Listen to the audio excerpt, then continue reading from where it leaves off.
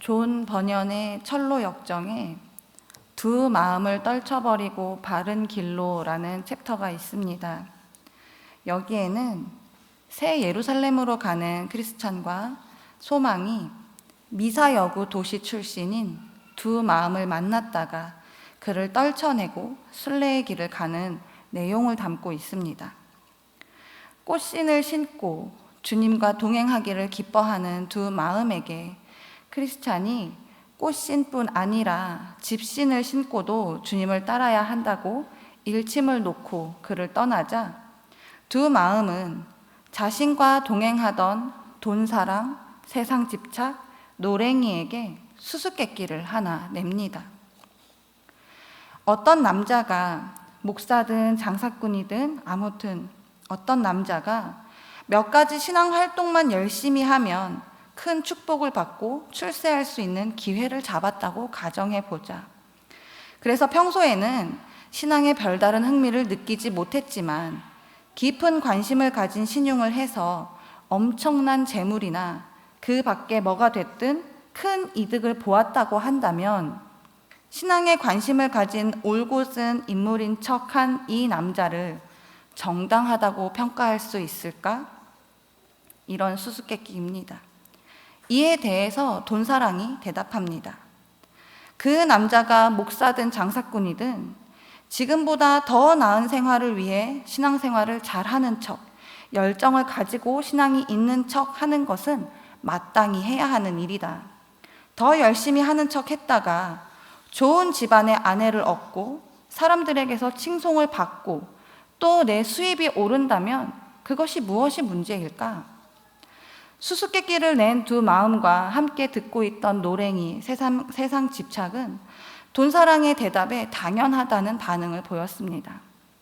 그러면서 동행을 요구했던 두 마음을 뿌리친 크리스찬과 소망에게도 이 수수께끼를 내보았습니다. 그러자 크리스찬의 대답은 달랐습니다. 떡 몇 덩이를 바라보고 그리스도를 쫓는 게 그릇된 처사라면 주님과 신앙을 세상에서 유익을 얻고 그걸 즐기는 이기적인 도구로 전락시키는 건 얼마나 끔찍한 일이겠습니까? 그는 요한복음 6장의 말씀을 언급하며 야곱의 딸과 재산을 얻으려고 할례를 받으려 했던 세겜과 하몰, 더 많은 돈을 벌고 싶어서 성령을 받고 싶어 했던 마술사 시몬의 예를 들며 그들이 결국 심판을 받았음을 강조했습니다. 크리스찬의 꾸리찌람을 듣고 난 후 두 마음을 비롯한 나머지 세 사람은 멀어져가는 크리스찬과 소망의 모습을 보면서도 아무 말 할 수 없었습니다. 인생을 살아가면서 과거보다는 좀 더 나은 삶을 살아가기 위해 열심을 내는 것이 잘못된 것은 아닙니다. 그러나 잘 사는 것보다 어디를 향해 어떻게 살아갈 것이냐를 아는 것이 더 중요합니다.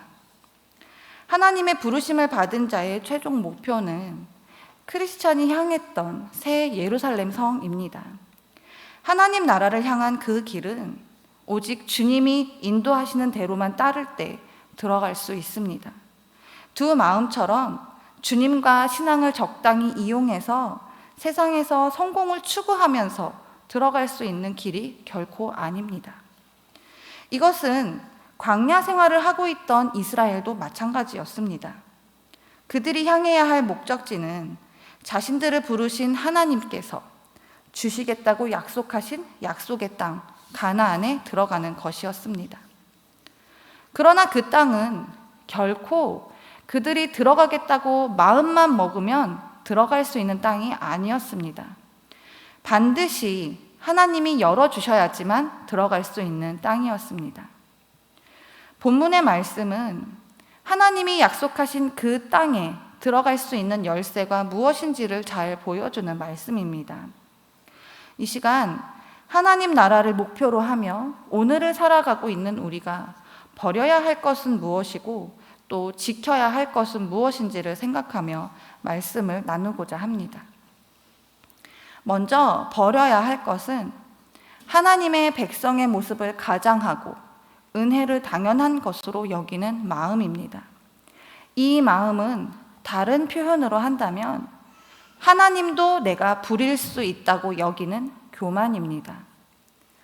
38년이라고 하는 광야 생활을 마치고 다시 모인 가데스 바네아에서 이제는 가나안을 향한 행군을 하겠다, 이런 인도자의 말을 들었다면 여러분 어떠실 것 같습니까? 드디어 광야 생활이 끝났다. 이제는 가나안을 향해 가는구나. 더 이상의 광야 생활은 없구나. 모세의 말을 들은 이스라엘의 마음은 희망에 차 있었고 새로운 시작을 할 수 있도록 허락하신 하나님의 은혜에 매우 기뻐했을 것입니다. 그런데 만약 그 가나안을 향해 가는 길이 막히는 것 같다면 그 기분은 또 어떨까요? 사실 가나안을 향해 가는 길이 막힌 것은 아니지만 이스라엘은 그들이 원하는 대로 에돔 땅을 통과해 요단 동편으로 가려던 계획을 수정해야 했습니다. 에돔 왕이 그들이 왕의 대로로 지나가는 것을 허락하지 않았던 것입니다. 지도를 보여주세요. 그런 이스라엘에게는 두 가지 길이 놓이게 되었습니다. 가데스 바네아에서 바로 북쪽으로 올라가는 길과 홍해길로 내려가 아라바 광야를 지나 요단 동편으로 우회해 들어가는 길입니다. 여기에서 모세는 북쪽으로 올라가는 길을 선택하지 않고 홍해길로 내려가 우회하는 길을 선택했습니다. 왜냐하면 북쪽으로 올라가는 길은 유다 산지를 가로지르는 길로 매우 험하고 가파른 산악지대로 형성되어 있어서 결코 쉬운 길이 아니었기 때문입니다. 이스라엘이 향하게 된 홍해길은 사해 남부에서 아라바 광야로 거쳐 홍해의 동쪽에 위치한 아카바만의 항구 도시인 에시온 게벨에 이르는 길이었습니다. 그런데 이 길은 이스라엘에게는 전혀 낯선 길이 아니었습니다. 그들이 광야에서 38년을 지냈기에 와본 길이라서가 아니라 이스라엘의 출애굽 1세대들이 가나안 땅을 앞에 두고 가데스 바네아에서 다시 돌이켜 홍해길로 하여 광야로 들어갔었던 적이 있던 바로 그 길이었던 것입니다. 모세의 목적은 이 길을 통해 요단 동편으로 가는 것이었지만, 이 길을 통해 가나안을 향해 가는 것이었지만, 과거에도 이 길을 통해 가나안에서 멀어졌던 경험을 했던 이스라엘은 가나안이 또다시 멀어지는 것도 광야 생활은 끝이라고 여겼는데 아라바 광야를 또 지나야 한다는 것도 더 이상은 참을 수가 없었습니다. 결국 그들은 원망이 섞인 불평과 불만을 쏟아내기 시작했습니다. 백성이 호르산에서 출발하여 홍해길을 따라 에돔 땅을 우회하려 하였다가 길로 말미암아 백성의 마음이 상하니라. 백성이 하나님과 모세를 향하여 원망하되 어찌하여 우리를 애굽에서 인도해 내어 이 광야에서 죽게 하는가? 이곳에는 먹을 것도 없고 물도 없도다. 우리 마음이 이 하찮은 음식을 싫어하노라 하매. 마음이 상하니라로 번역된 히브리어는 참을 수 없다라는 뜻을 가지고 있는데, 이것은 어떠한 상황을 견디지 못하고 마음이 조급해지는 것을 의미합니다. 이스라엘의 마음이 홍해길을 거부하며 빨리 가나안으로 들어가기만을 재촉하며 조급해진 상태였던 것입니다. 과거와는 다르게 목적지가 요단 동편임에도 그들의 마음이 조급해진 것은 가나안을 주시리라는 하나님의 약속이 바로 이루어지지 않는 것에 대한 불만이었습니다. 그래서 그들은 또다시 하나님을 대적하는 죄를 범하고 말았습니다. 하나님의 은혜인 만나를 하찮은 음식이라 표현하며 거부하기에 이른 것입니다. 이들의 거부 정도는 단지 맛이 없어서, 질려서 먹기 싫다는 투정의 정도가 아니라 강한 거부감을 나타내며 나아가서는 그 대상이 없어지고 끊어지기를 바라는 정도였습니다. 만나는 하나님께서 이스라엘에게 주어 먹게 하신 양식입니다. 이 양식 덕에 이스라엘은 광야 생활 40년 동안 먹을 걱정 없이 살 수 있었습니다. 그것은 굶주림에 허덕이는 이스라엘 백성들에게 꿀처럼 달았고 이스라엘의 기쁨과 감사가 되었습니다. 그런데 이들의 마음의 변화를 보십시오. 40년이 지난 시점에서 이제는 가나안 땅을 향해 갈 것임에도 불구하고 이스라엘 백성들은 자신들의 마음에 들지 않아서 이 만나가 싫어지고 질리게 되어 없어졌으면 좋겠다고 거부하는 정도에 이르게 되었습니다. 만나는 철저한 하나님의 은혜였고 지금도 그들에게 내려지는 은혜인데 이스라엘은 가나안 땅을 바로 들어갈 수 없다는 조급함 때문에 하나님의 은혜를 거부할 수 있다고 생각하고 그것을 하찮게 여기고 싫다고 했던 것입니다. 이들의 마음 변화에 우리는 민감하게 반응해야 합니다. 어느새 하나님의 은혜가 그들에게는 당연한 것이 되었고 그들의 주권자가 하나님이심에도 그들은 자신들의 요구에 따라 하인을 부리듯 하나님께 대하고 있는 것입니다. 이런 마음의 변화는 우리로 하여금 두 마음을 품게 합니다. 목적지는 여전히 하나님 나라이지만 그곳을 향해 가는 여정 가운데 하나님을 이용해 세상의 가치를 누려도 된다는 그런 마음 말입니다. 하나님을 믿지만 세상도 적당히 따르면서 살아가도 된다는 그런 마음 말입니다. 그런 마음이 우리 안에 새겨질 때 우리 안의 주인은 더 이상 하나님이 아닙니다. 자판기처럼 기도라고 하는 크레딧 카드, 예배라고 하는 화폐를 집어넣고 내가 원하는 하나님의 은혜를 고를 수 있다고 착각하는 내가 주인이 되어 있는 것입니다. 우리가 버려야 할 것은 바로 이러한 교만한 마음입니다. 내가 주인이 되는 것도 모자라 하나님을 언제든 필요할 때 이용할 수 있다고 여기는 마음, 하나님의 은혜도 내가 선택할 수 있다고 당연하게 여기는 마음 말입니다. 예수님께서는 한 사람이 두 주인을 섬기지 못할 것이니 혹 이를 미워하고 저를 사랑하거나 혹 이를 중히 여기고 저를 경히 여김이라 너희가 하나님과 재물을 겸하여 섬기지 못하느니라 말씀하셨습니다. 우리가 하나님을 섬길 때 하나님은 은혜로 필요에 따라 우리에게 쓸 것을 채워주시지만 우리가 재물을 섬기게 되면 하나님을 이용하려는 교만이 자라기 때문입니다. 그렇기에 우리는 하나님의 은혜를 당연하게 여기며 언제든 하나님을 이용해 세상이 추구하는 가치를 누리고 하나님 나라도 갈 수 있다는 이 두 마음을 버려야 합니다. 그럼 우리가 지켜야 할 것은 무엇일까요? 그것은 하나님이 하나님이심을 아는 지혜, 하나님이 오늘도 나를 다스리시는 통치자이시라는 믿음의 고백입니다. 하나님의 은혜를 하찮게 여기고 하나님을 거부한 죄로 이스라엘은 불뱀이라고 하는 하나님의 심판을 받게 되었습니다. 그때 그들을 위해 모세가 기도할 때 하나님께서는 모세에게 장대 위에 놋뱀을 매달고 물린 이들마다 그것을 보라고 하셨습니다.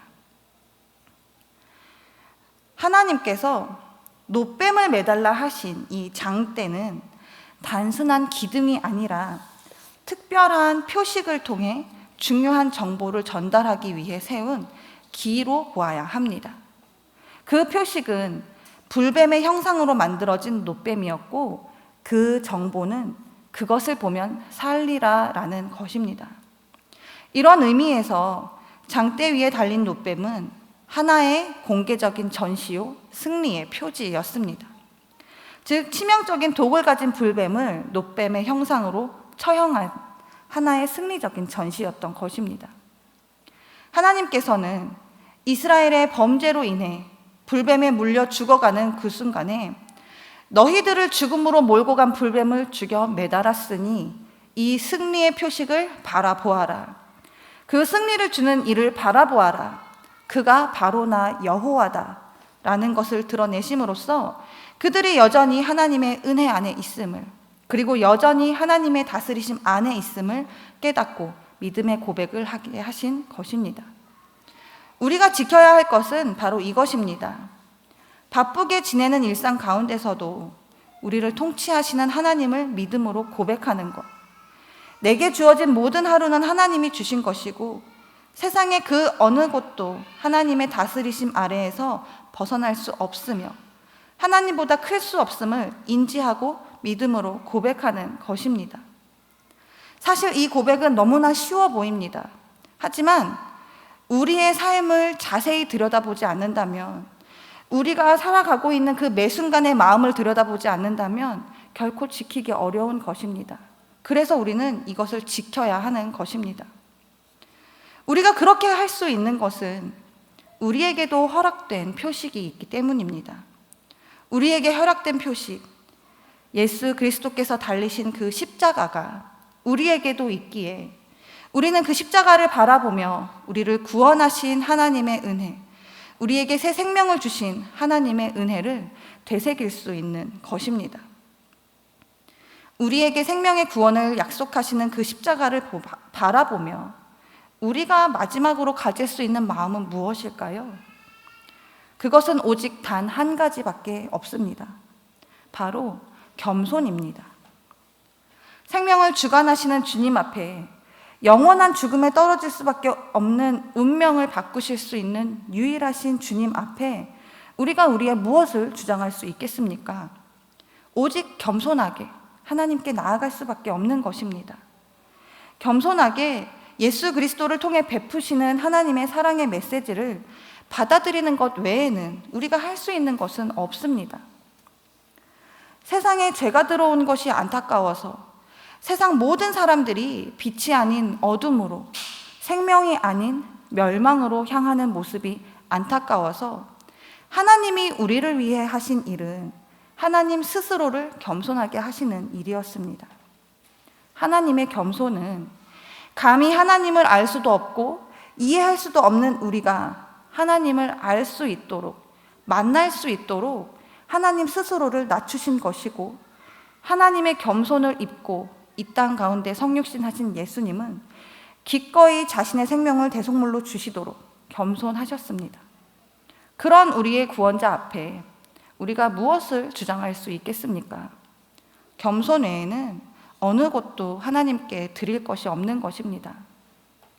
겸손히 우리의 주인 되시며 우리를 다스리시는 하나님께 우리의 마음을 내어 드릴 때 우리는 하나님께서 이끄시는 하나님 나라를 향해 갈 수 있는 것입니다. 우리의 말이 늘 하나님이 하나님 되심을 인정하는 고백이기를 원합니다. 우리의 생각이 늘 하나님을 경외하는 생각이기를 원합니다. 우리의 마음이 늘 하나님 안에 있기를 원합니다. 그렇게 우리의 하루가 늘 하나님 앞에 겸손한 하루가 되기를 원합니다. 오늘을 우리에게 허락하신 하나님의 은혜를 감사드리며 우리의 마음을 지키고 겸손한 마음으로 하나님을 경외하는 저와 성도님들이 되시기를 바랍니다.